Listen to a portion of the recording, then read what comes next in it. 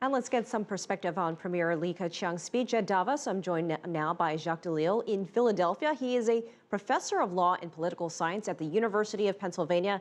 He focuses on contemporary Chinese law and politics. Welcome back to the show.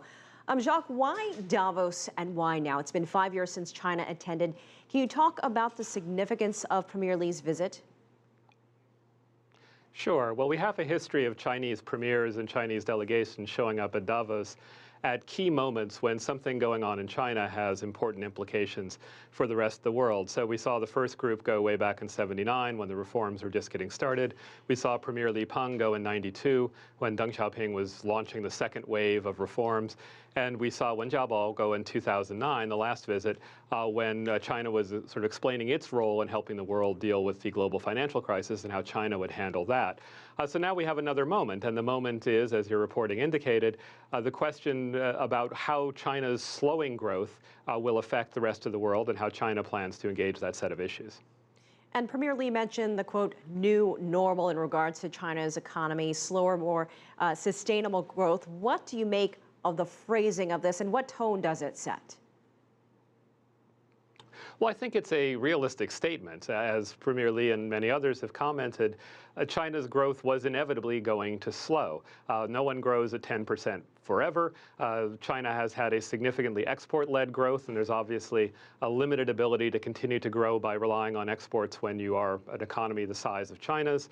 There are also limitations to an investment-based strategy, so there's a natural ceiling hitting there. China's also an upper-middle income country, which tends to, in the worst-case scenario, wind up in a growth trap, but even in the best-case scenario, grow more slowly than China has. And as the Premier also stressed, there's a question of looking to things other than maximizing growth, looking to quality of growth, environmental sustainability of growth, a number of issues that have been of pressing concern to the new leadership the last couple of years in China.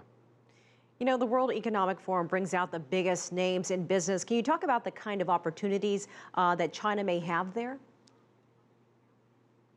Well, certainly the signal that I think China was trying to send with Li Keqiang's keynote address was not to worry. That China, even growing at 7.4%, is still growing. And in terms of the total amount added to global GDP, it's still quite significant. It's as large as China's contributions were when its economy was smaller, but it was growing at a faster rate. So some of it was to say, don't panic. China's not going to get caught in the middle income trap. It's going to continue to grow, but somewhat more slowly. But the trade-off is China will grow more sustainably, so the opportunities will be there in the long term.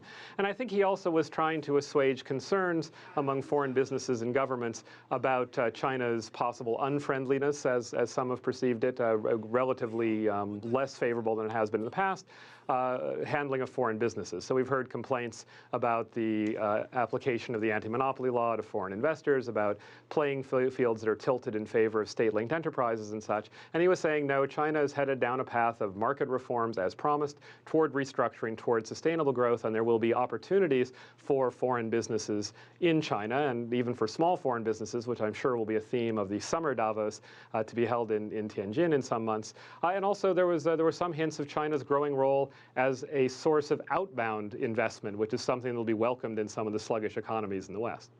All right, Jaques deLisle in Pennsylvania, thank you so much. As always, we appreciate your time.